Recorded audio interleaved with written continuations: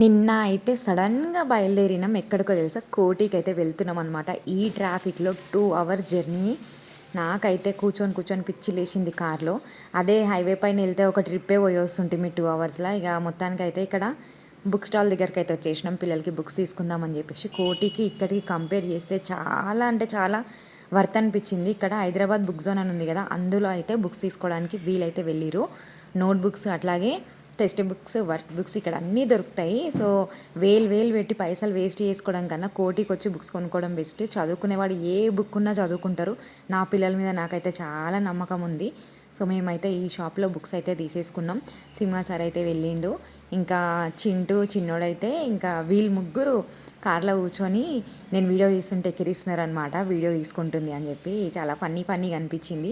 ఎట్లాగో కోటి పోయినాం కదా! ఇక పక్కనే అన్నీ చూసుకొని వద్దాంలే. ఇంక నైట్ అవుట్ చేసినట్టు ఉంటుందని అలా తిరిగేసి వచ్చినాం.